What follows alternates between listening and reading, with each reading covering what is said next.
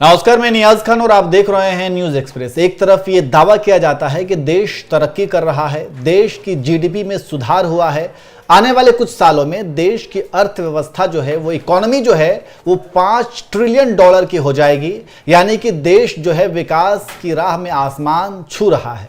वहीं दूसरी तरफ हकीकत यह है कि ब्लूम वेंचर्स की एक रिपोर्ट आती है और इस रिपोर्ट में यह दावा किया जाता है कि देश में 100 करोड़ लोग अपनी ज़रूरत के हिसाब से, अपनी सुविधाओं के हिसाब से भी खर्च करने की ताकत नहीं रखते हैं। तो ये ब्लूम वेंचर्स में दावा किया जाता है। और आपको यह भी बता देते हैं कि सिर्फ इसमें यह भी दावा किया जाता है कि सिर्फ 10% लोग देश की 57.7% कमाई पर कंट्रोल करते हैं, और जबकि बॉटम के 50% की कमाई का हिस्सा 22.2% से घटकर 15% हो गया है। और रिपोर्ट यह भी कहती है कि अमीर लोग और अमीर हो रहे हैं, लेकिन उनकी तादाद नहीं बढ़ रही है। मतलब उनकी कमाई जो है, उनकी कमाई में तो इजाफा हो रहा है, लेकिन कमाने वालों की तादाद नहीं बढ़ रही है। मतलब कुछ ही % लोग जो हैं, सिर्फ उन्हीं के कमाई में इजाफा हो रहा है और बाकी लोगों की तिजोरी खाली होती जा रही है। मतलब कि वो जो है अपने ज़रूरती सामान को खरीदने के लिए खर्च को उठाने की भी ताकत नहीं रखते हैं। ये सच्चाई है और ब्लूम वेंचर्स की रिपोर्ट में ये दावा किया गया है। तो इसी पर हम चर्चा करेंगे और हमारे साथ चर्चा करने के लिए हमारे सहयोगी केशव झा हमारे साथ मौजूद हैं। केशव, जैसा कि मैंने शुरुआत किया कि एक तरफ ये दावे किए जाते हैं, बड़ी बड़ी बातें की जाती हैं, ये कहा जाता है कि देश में सब कुछ चंगा है, आने वाले कुछ सालों में $5 ट्रिलियन की इकोनॉमी हमारे देश की हो जाएगी। लेकिन वहीं दूसरी तरफ ब्लूम वेंचर्स की रिपोर्ट आती है और यह कहा जाता है कि 140 करोड़ की आबादी में 100 करोड़ की आबादी ऐसी है जो अपने मतलब ज़रूरत के या फिर सुविधाओं के ऊपर खर्च करने में भी जो है वो असमर्थ है, उसके अंदर ताकत नहीं है। देखिए, ब्लूम वेंचर्स की रिपोर्ट एक तरीके से मोदी सरकार के जो गुड के दावे होते हैं ना कि सब कुछ चंगा सी वाली बात है, उसके दावे की पोल खोल रहा है। कहा यह जा रहा है कि देश में कुल 140 करोड़ की आबादी है, जिसमें सिर्फ 13 से 14 करोड़ लोग ही ऐसे हैं जो अपनी ज़रूरत से ज़्यादा, यानी कि कह सकते हैं रहीसी पे खर्च कर पा रहे हैं, या जो अपनी अय्यासी है उस पर खर्च कर पा रहे हैं। उसके बाद जो दूसरे लोग हैं, यानी इससे कम लोग हैं, बाकी लोग इतने ही खर्च कर पा रहे हैं जितनी उनकी ज़रूरत है, या उसके लिए भी उसके जेब में पैसे नहीं बचे हैं। देश के 30% आबादी जो है वो इतने नहीं कह सकते हैं कि खर्च करने की तरीका सीख रहे हैं, लेकिन उनके जेब में पैसे ही नहीं बचे हैं जो खर्च कर पाए। तो कुल मिलाकर के जो ब्लूम वेंचर्स की रिपोर्ट है वो मिडिल क्लास और जो अमीर और गरीब की जो खाई है उसकी पोल खोलती है। कहा यह जा रहा है कि देश में जो अमीर और गरीब की जो खाई है वो बढ़ती जा रही है, जो अमीर हैं और अमीर बनते जा रहे हैं, लेकिन नए अमीर नहीं पैदा हो रहे हैं।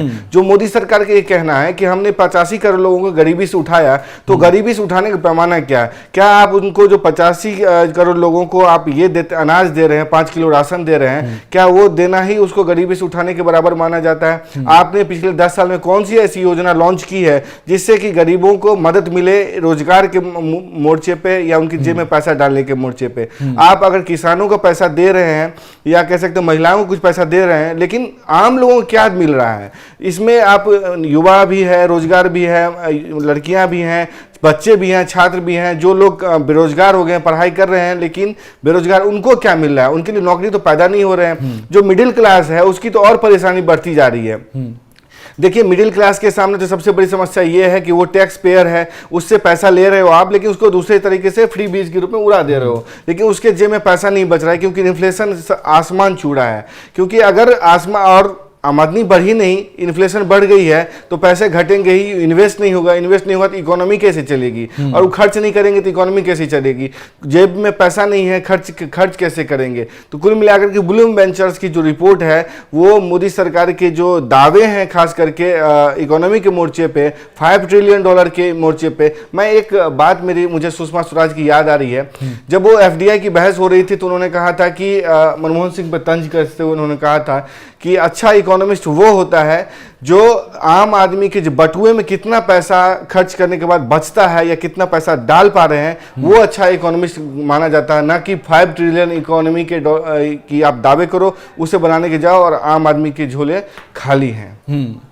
तो कुल मिलाकर के ये जो ब्लूम वेंचर्स की रिपोर्ट है, इस रिपोर्ट के आने के बाद राजनीति भी गरमाई हुई है और प्रधानमंत्री मोदी की भी आलोचना की जा रही है। और इसी कड़ी में प्रियंका गांधी, जो कि कांग्रेस के वायनाड से सांसद हैं, उन्होंने भी एक ट्वीट किया है। चलिए उस ट्वीट को भी पढ़ करके हम आपको सुना देते हैं। प्रियंका गांधी ने ट्वीट किया कि देश के 140 करोड़ लोगों में से लगभग 100 करोड़ लोग ऐसे हैं जिनके पास जीवन के सबसे जरूरी खर्चों के अलावा कुछ भी खरीदने के लिए पैसे नहीं बचते, ऐसा ब्लूम वेंचर्स की रिपोर्ट में कहा गया है।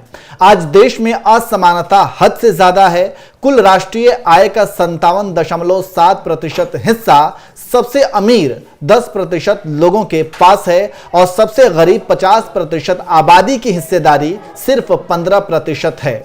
मिडिल क्लास की बचत 50 साल के निचले स्तर पर है और नौकरी पेशा लोगों की आय 10 सालों से ठहरी हुई है और सिर्फ चंद अमीर और ज्यादा अमीर होते जा रहे हैं। भाजपा राज में व्याप्त आर्थिक अन्याय देश के गरीब और मिडिल क्लास के लिए अभिशाप बन गया है।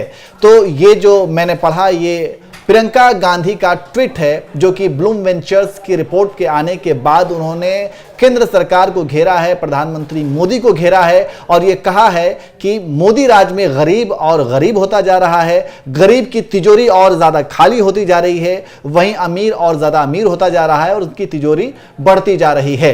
तो ये जो दावे किए गए हैं, तो इस दावे को लेकर के आप अंदाजा लगा सकते हैं कि 140 करोड़ की आबादी में 100 करोड़ की आबादी ऐसी जिनके पास जीवन के सबसे जरूरी खर्चों के अलावा कुछ भी खरीदने के लिए पैसे तक नहीं बचते हैं, मतलब कुछ भी खरीदने की ताकत तक उनके पास नहीं है। तो ये कितना ही एक तरीके से निराशाजनक स्थिति है। और वहीं दूसरी तरफ ये दावा किया जाता है कि देश तरक्की कर रही है, आने वाले कुछ सालों में $5 ट्रिलियन की हमारे देश की इकोनॉमी हो जाएगी, जीडीपी में सुधार हुआ है, नौकरियां मिल रही हैं और देश जो है दिन पर दिन दुनी रात चौगुनी आगे बढ़ रहा है। तो उसकी हकीकत क्या है? नियाज, इसमें मैं आपको माफी चाहता हूँ, टोक रहा हूँ।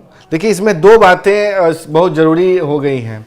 आम लोगों की जो आमदनी घट रही है उससे बाजार पर भी असर पड़ा है। बाजार ने भी इस चाल को या इकोनॉमी को भांप लिया है। इस वजह से उन्होंने देखा कि जो 13 से 14 करोड़ लोग हैं, अगर वही महंगे सामान खरीद पा रहे हैं, प्रीमियम ब्रांड्स खरीद पा रहे हैं, तो जो बाजार है उसने भी जो सस्ते अफोर्डेबल सामान है उसको बनाना बंद कर दिया है और जो प्रीमियम ब्रांड्स है उससे ही एक तरीके से भरोसा कर रहे हैं, उसी को बना रहे हैं ताकि उनको अफोर्डेबल की तरफ ना जाकर के जो खरीद पा रहा है वही खरीदे, क्योंकि लोग तो अफोर्डेबल सामान भी नहीं खरीद पा रहे हैं। दूसरी बात यहाँ पे ये भी देखने वाली बात है कि जो एड शेरिन और जो कोल्ड प्ले का कॉन्सर्ट होता है उसके टिकट तो पलक झपकते ही बिक जाते हैं। आपको चैंपियंस ट्रॉफी की या दूसरे मैचों की टिकट तो आसानी से बिक जाते हैं, लेकिन आम लोगों की जिंदगी में जो कह सकते हैं कि मनोरंजन है उसका साधन खत्म हो गया है। क्योंकि आप देखिए, फिल्म देखने जाते हैं वो इस पे इतना टैक्स लगा दिया जाता है, वो इतने महंगे बिकते हैं कि आम लोगों की पहुंच से दूर है। अब तो ये स्थिति आ गई है पिछले दिनों में कि जो लोकल है या जो छोटे सिनेमा घर है वो भी बंद हो रहे हैं, क्योंकि उसकी महंगाई, इतने टैक्स लगते हैं, इतने मतलब कर लगते हैं उस पर कि वो नहीं चला सकते। जो पीवीआर है उसमें आम आदमी जा नहीं सकता क्योंकि उसके जेब में पैसा नहीं है। अगर एक बार जाते हैं तो आपको 1000 रुपए दे करके आना है। तो जब 13 से 14 करोड़ लोग ही खरीद सकते हैं तो बाजार भी उसी के अनुसार बिहेव करेगा।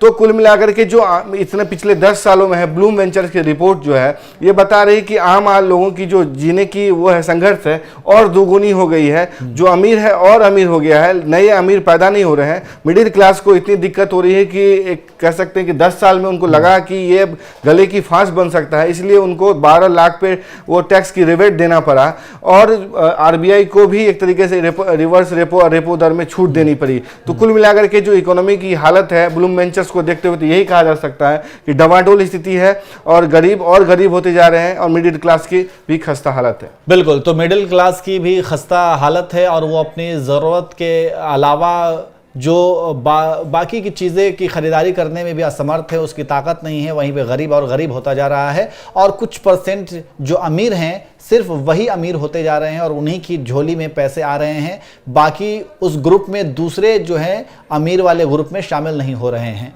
तो ये ब्लूम वेंचर्स की रिपोर्ट है। वैसे रिपोर्ट पर आप क्या कहेंगे और इस रिपोर्ट में कितनी आपको सच्चाई दिखती है, आप भी कमेंट करके ज़रूर बताएं।